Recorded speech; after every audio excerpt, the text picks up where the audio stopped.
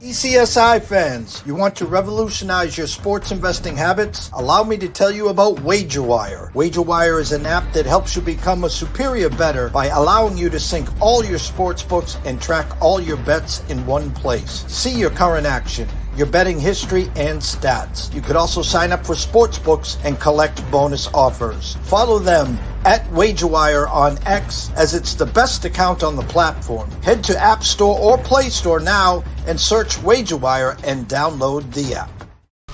2,000 years long, we will never settle. Hard days, no way, with a heavy metal. No time, no fail, won't stop here. Like a torch to a flame when it burns hot. We won't stop, come on, bring it higher.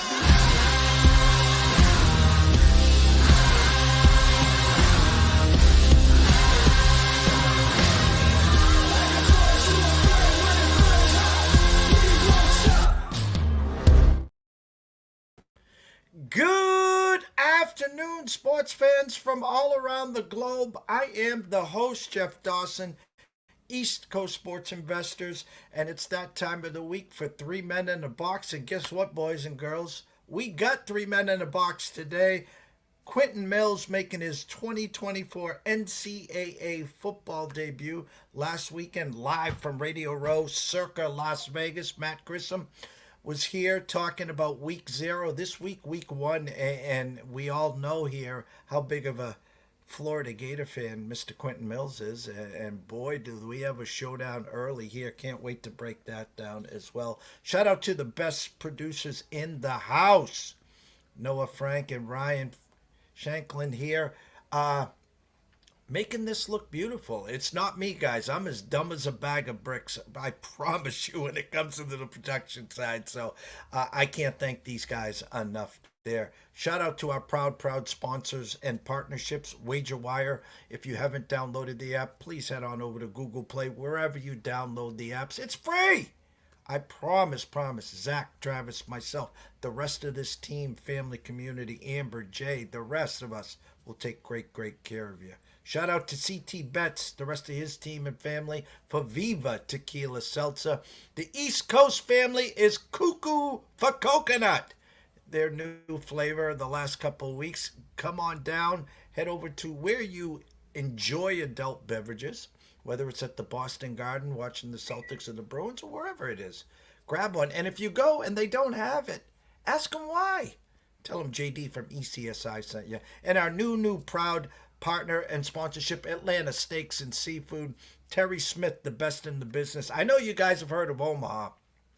There's a new sheriff in town. His name is Terry Smith, Atlanta Steaks and Seafood. We'll have him on next week's breaking down some Georgia Bulldog action. So without further ado, the two stars of this show, Mr. Matt Grissom and Quentin Mills. Good afternoon, Jeff. Always a pleasure on this Friday. It's week 1, and we've already got some games under the belt. Coach Prime found a way to beat a pesky North Dakota State, and I was sitting out there talking to all my friends and colleagues, and I said to myself, wow. I said, Travis Hunter, Polk, and Baker for Drake May next year is going to look pretty damn good, and we can actually put him in the play a little cornerback too as well. So, but I thought Sanders looked good. Hunter looked amazing, but that was just one game yesterday. Of course, Minnesota being Minnesota, the old Shankopotamus, late as UNC finds a way to win there. But anyways, let's talk SEC. Quentin, we didn't have you here last week. Welcome back. Thoughts on the SEC? Thoughts on your Florida Gators? I think it's going to be a little tighter this year. I think last year was head and shoulders Georgia, Alabama. I think Missouri regresses slightly. They won too many close games last year. I think, with Schrader being gone and their star kicker, it's going to kind of balance things out again. I think Florida's going to play marginally better than people expect. I think they'll get to a bowl game, which with that schedule is pretty damn good. I think Arkansas could be a team too. We saw last night against Pine Bluff, they hang 70. Matt and I didn't think they were going to do that, but hey, maybe things click a little sooner. So maybe there's a little optimism there in Fayetteville.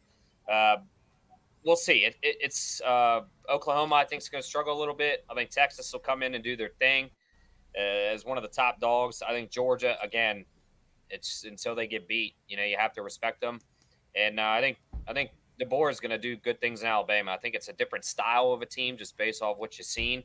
It's not all business like it was with Saban. They're having a little fun, is what it sounds like, but it sounds like it's working. So I think it's going to be good football this year. Still cream of the crop. And I'm going to switch gears. Matt, I thought Coach Calipari was coaching last night to put up a 70 spot there. You'd take that every night in the hardwood when we start talking in November there.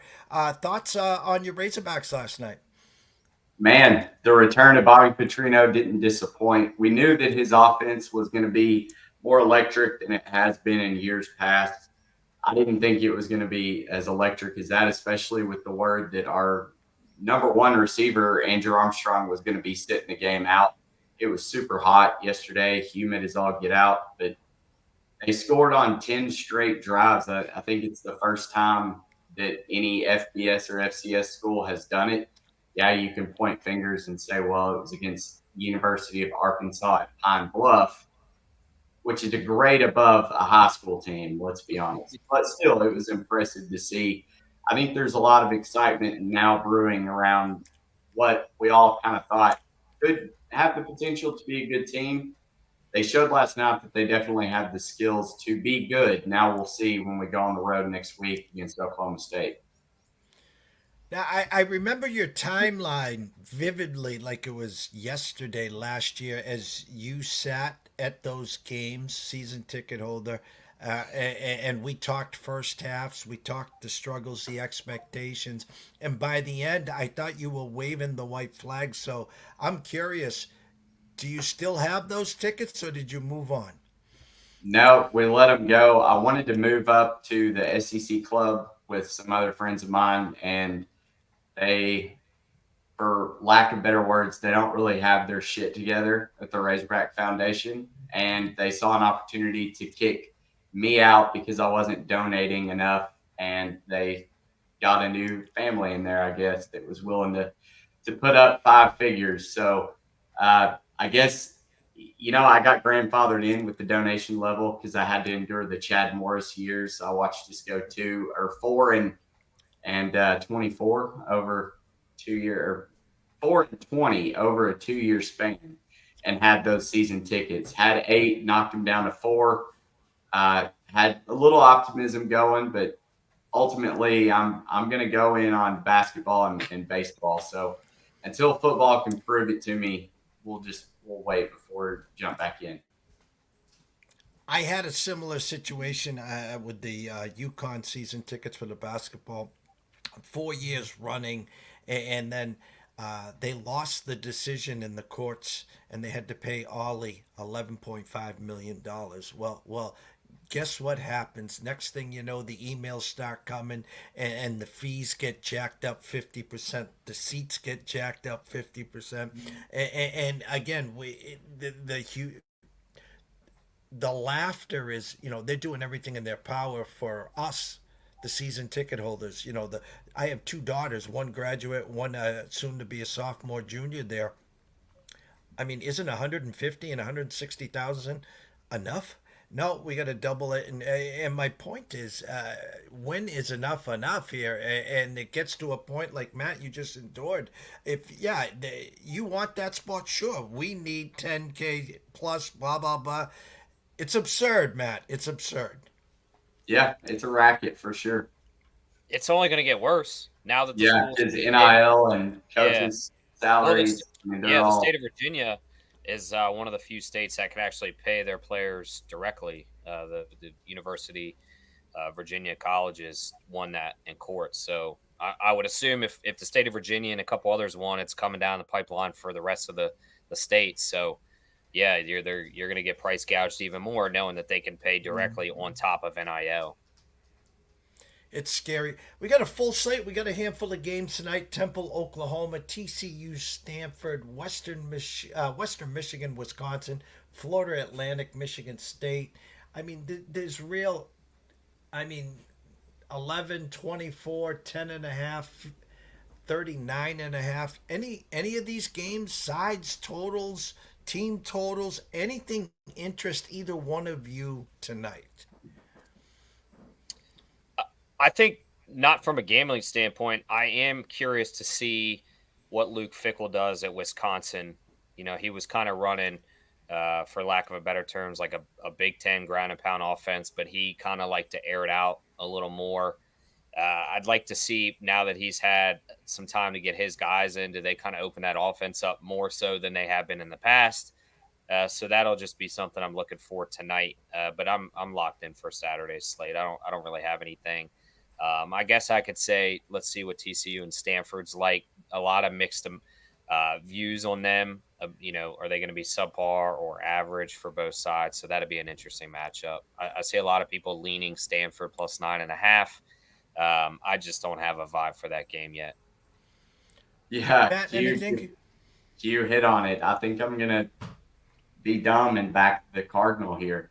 They return their head coach, offensive coordinator, defensive coordinator, and their quarterback. 10 starters on offense and 8 on defense. So, they're coming off a terrible year.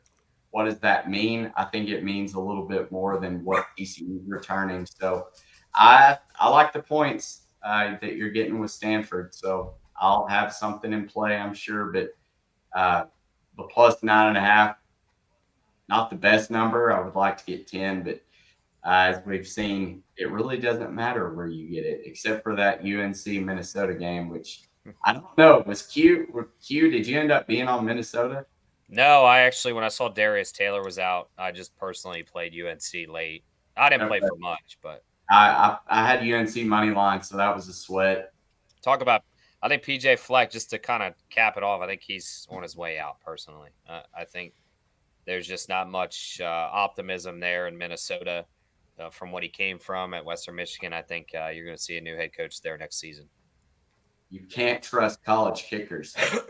No. Isn't that Kelly Stewart, right? Kelly in Vegas, one of those. The College kickers. field goals and college free throws will be the line in the sand of insanity. Saturday monster slate, Sunday game, Monday game. I'm going to start here. Miami, Florida. Number 19th ranked Miami Hurricanes travel to the swamp in Florida. Currently, Miami is 2.5-point favorites. I talked to you guys backstage. I talked to you what happened 2 years ago when the Utes of Utah and Cam Rising, in probably his 9th year, 2 years ago, stumbled into the swamp and they left with an L. Q, give us your thoughts, the breakdown of Miami and Florida.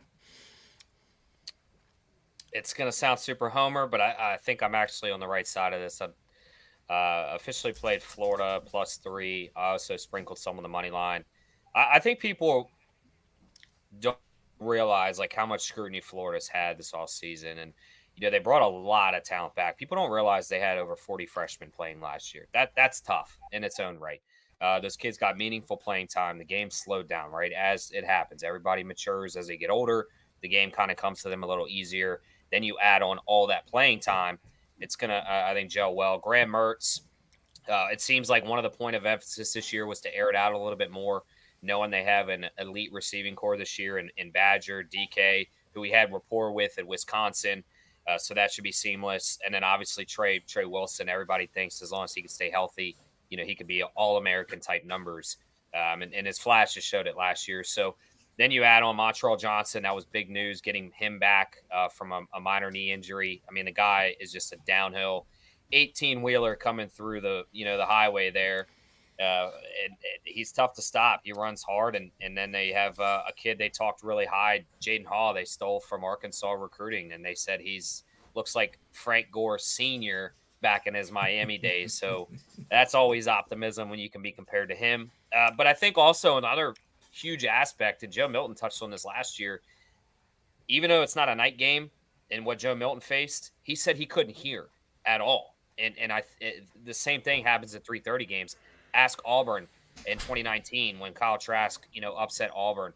Ask Alabama. I mean, a couple years ago, when Alabama only wins by 2, they had the same issues. Like, it doesn't matter if it's a 3:30 or 7. When it's a big game in the swamp, people show out, and you add this as a rivalry game.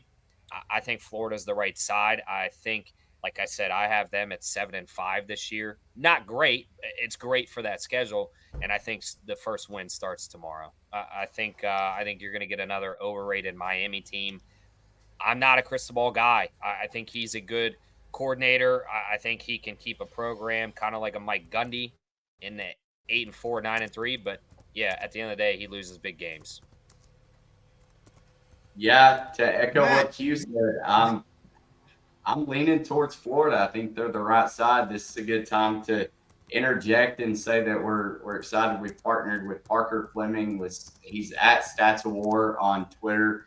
Great follow, but he's had college football graphs now for several years and has been wanting to update it to a website. And because of the work we did for the College Baseball Insiders website, the partnership just kind of married the two together. So we're excited. We're going to have all of his stat previews that he posted in a live get to go on and choose your matchup and see them. Now, as data accumulates throughout the season, they'll become more accurate. But right now, it's got Florida minus 1.87 as the favorite. So it's taking all of your defensive and offensive success rates, EPA, stuff like that. But I think Q may be onto something. I don't think it's definitely a homer pick, but I saw Kelly in Vegas. She's also on Florida +3. So if we're all wrong, we're going to look like idiots. But, they return Graham Mertz. The biggest question mark is going to be, can they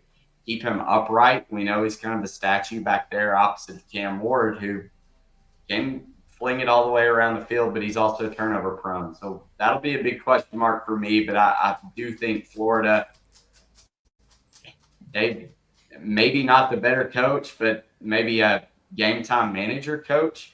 Mario Cristobal, Deion Sanders kind of had the same thing going last night. I don't know why you don't kneel the ball, but you can't go in expecting a team like that to cover a spread. So we're going for a cover. A factor of Mario Cristobal's uh-ohs.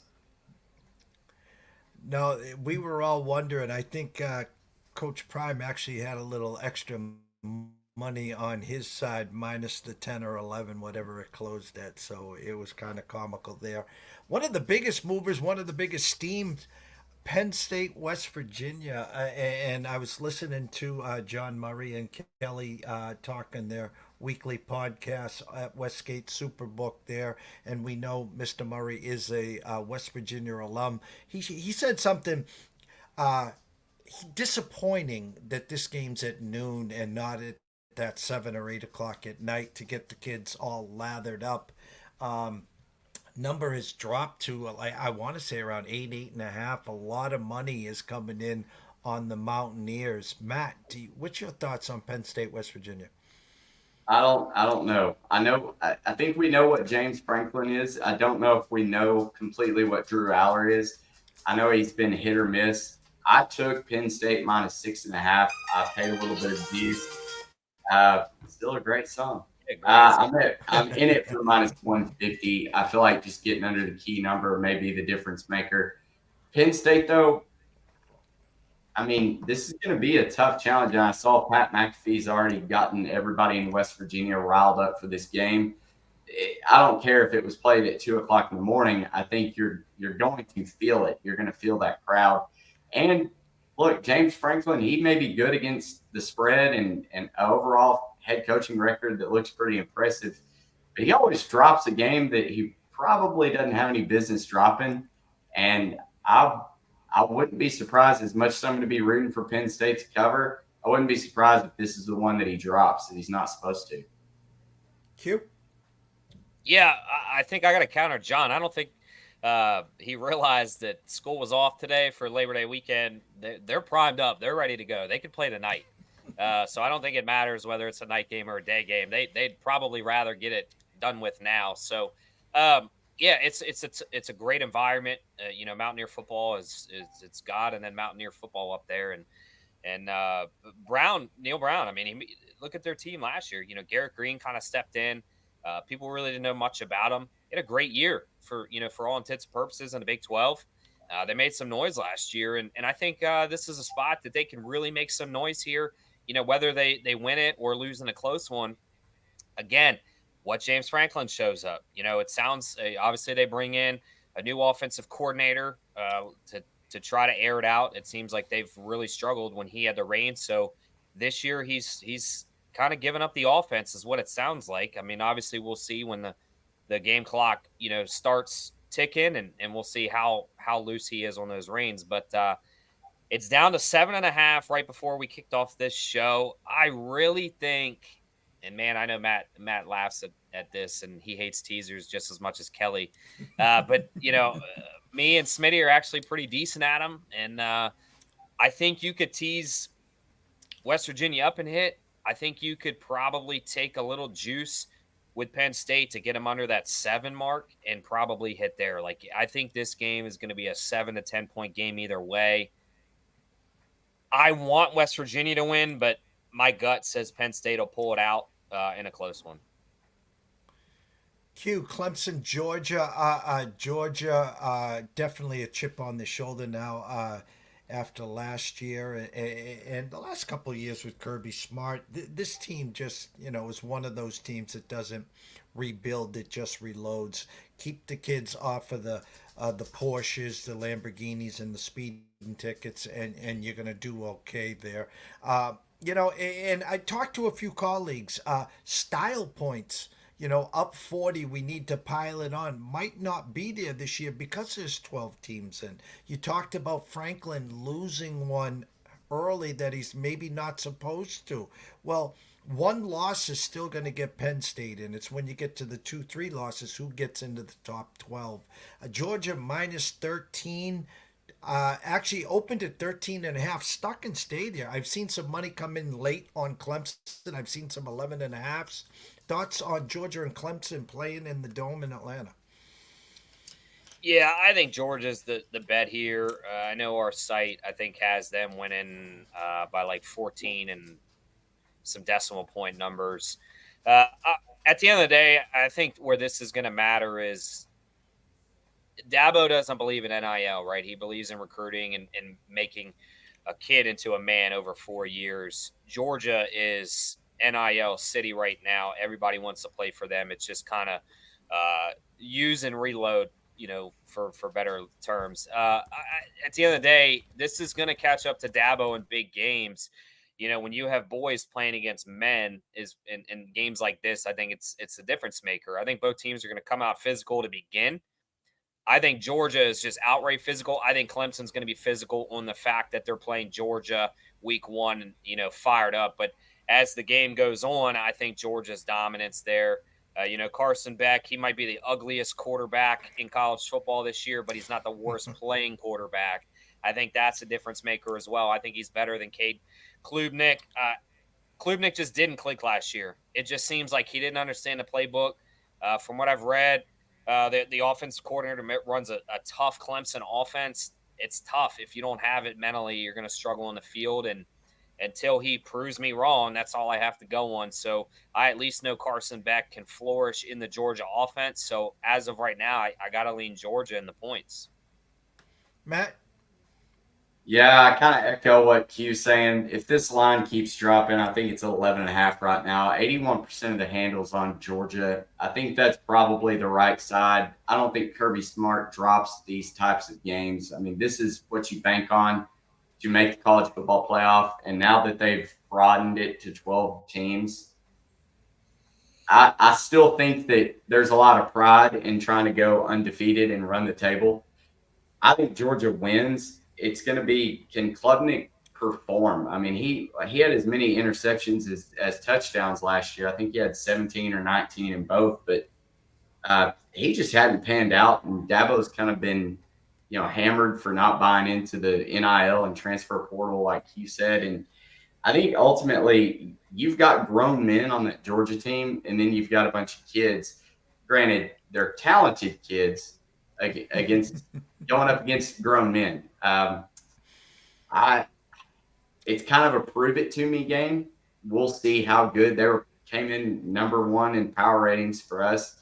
I've got them at 78.5. I mean, I think they're the most dominant team in the country, but it's still kind of a prove it for me. So I'm going to stay off of it. I may live bet it, just kind of depending on how I see the first couple drives go up and down the field.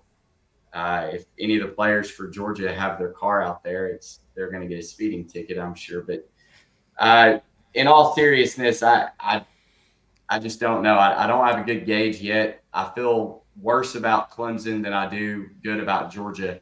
So that would lean Georgia, but I'm going to stay away from it unless that number gets under 10. I mean, the key to success for Dabo has always been quarterback play, whether it's Deshaun Watson, Trevor Lawrence. Since Lawrence left, he hasn't had a quarterback. I mean, let's be real here.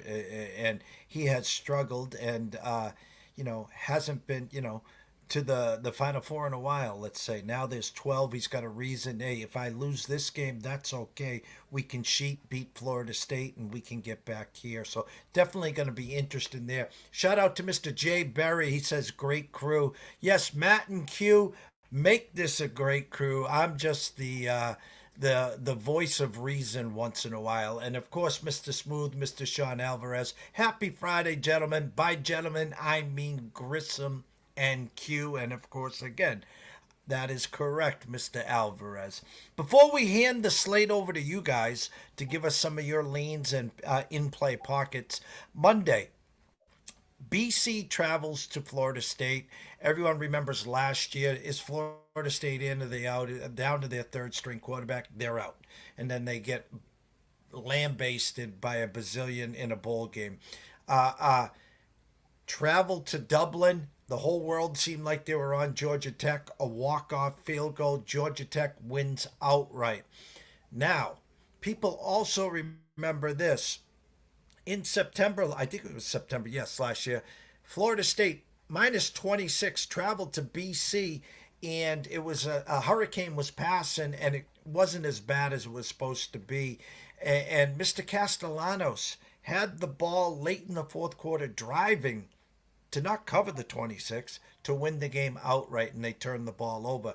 In comes Castellanos. In comes Bill O'Brien, Jesus. Jim O'Brien, former basketball coach for BC. Bill O'Brien here. First game versus a team with one game under the belt. This line is down to 16.5.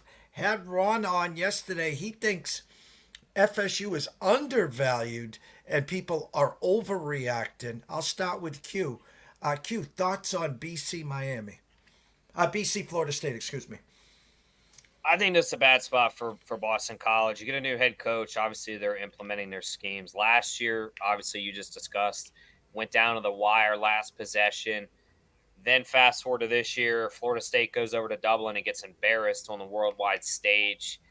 I just think, I'll say it, I said it last year at Oregon State, I said it at Clemson, DJU ain't it. And he's not going to be it in week 2 either. But I think what is it is the Florida State defense will man up this week. They got embarrassed, especially against the run. Georgia Tech ran at will on them. I think this is just a bad spot for Boston College to have to play Florida State coming off of a Florida State loss. I think Florida State gets their shit together and wakes up from what happened last week. Not DJU performs well. Everybody else performs well enough, specifically the defense, to shut Boston College down. Matt? I really should have bet Boston College in the middle of that game for last week, or in week 0. I think I can make a case for both. I think Florida State is in a spot where it's a must win. I think they could come out and really dominate. But we also don't know. We're kind of all going off of what they did last year, what DJU did, and how good of a coach is Mike Norvell without Jordan Travis. And look, power ratings and going into the season being preseason ranked in the top 10, that doesn't mean anything. Like, the turnover in college football is so vast that I think Florida State may have been overrated. We may look back at the end of the season and this could be a 6-6 or a 7-5 team. We don't know. And I think it's more of an attribution to Georgia Tech and how well they played last week. I guess that was last weekend. I feel like it was a month ago. But I don't know. This is another stay away for me. If Boston College comes out and punches them in the mouth, I'm not going to be surprised if Boston College pulls this game out and wins it, because I don't know if Florida State is very good. Their defense looked incredibly soft last week. DJ looked bad. They really couldn't run the ball. You can attribute that to the weather. But like I said, Castellanos for Boston College, he's a playmaker too. He's got that Haynes King. I think he could cause them fits. So I think it probably stays tight. I may try to look at a first quarter, first half plus the points bet with Boston College, and then decide at halftime if I want to jump back in. But I'm not big on this Florida State team right now. I didn't see enough out of DJ to really say, okay, yeah, Norvell can make this team work with success like they did last year. I don't think so. Before we get to the Matt and Q Millie 6-pack, let's go to our lead sponsor here, and we'll be right back with Matt and Q's 6-pack for the weekend and Labor Day. 2,000 years long, we will never settle. Hard days, no way, with a heavy metal. No time, no fail, won't stop here. Like a torch to a flame when it burns hot. We won't stop, come on, bring it higher.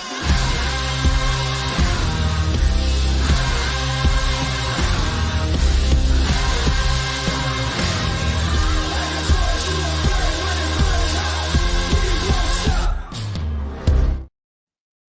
Again, shout out to CT Bets, Viva Tequila Seltzer. If you have not tried it, shame on you. Head on over to your local watering hole, or we'll be watching the games. If they don't have it, just ask why, and I promise you at some point they'll have it. So it's that time of the day in this card where we have the Matt and Q 6-pack, however you guys want to divide it up or whatever. I'm going to start with Matt. Give us what you got for the weekend, sir. I've already mentioned I'm on Florida plus 3.5, and then I'm also on Penn State minus 6.5. Had a little bit of juice on that one. James Madison minus 6.5, minus 120. I'm not sure what that line is right now. Notre Dame plus 3.5. I'm not buying in. I think Mike Elko is going to do a fantastic job as the head coach for A&M. I don't know if it's going to come in year one. I'm a lot higher on Notre Dame than I have been in years past. I think plus 3.5. This is going to be and I'll go ahead and tell you my next play, which is under 47.5 on that one. Shout out Tim Murray. He talked me into that one last weekend. This is going to be a drag out fight. I think it's going to be like a 20-17 type game. Both the defenses are going to be pretty good. The offenses, I don't know. Notre Dame's got too many question marks with their offensive line. I think they're starting 2 true freshmen. And then Cross for the defensive line, I think he is going to play. I know that was kind of up in the air. A&M now with Elko as a coach, he's a defensive guy. Connor Weigman coming off an injury last year. I just think both teams are going to struggle to score. And then I took Stanford plus 10.5, minus 130. And probably my favorite play on the board is USC. I got them at plus 6. This line's down. I'm not high on Garrett Nussmeier. I think he is a great passer, but I like the hire of Danton Lynn from UCLA. I think USC, Miller Moss, they could surprise the people. I think we're forgetting that it's still Lincoln Riley, and that offense is going to explode. Jaden Daniels is a big task to have to replace. He accounted for almost 5,000 yards and 50 touchdowns for LSU last season. He was their offense. I don't think Garrett Nussmeier and the replacements for Brian Thomas Jr. and Malik Neighbors are going to be able to replicate that, especially not in week one, which we've seen Brian Kelly struggle in week one games. Just like last year, even with Jaden Daniels, they lost to Florida State. So there's my, I think, 7-pack of picks, but we'll roll with it. Q. Yeah, I'm on Florida as well. I'm going to sprinkle the money line, so I'll post that officially I'm on Notre Dame +3 with Matt. He got a little better number, but I just when I look at the quarterbacks, Weigman's coming off injury. Is there going to be rust involved there? Kind of working things back out. I know Riley Leonard is a gamer. We saw him at Duke last year. I just think one for one, he's the better guy. I think Notre Dame's defense is going to be one of the best in the country up there with Ohio State's. They have some of the best corners in the country, which is going to shut down the A&M offense. Cross is playing from reports, so that's a big get for the Notre Dame.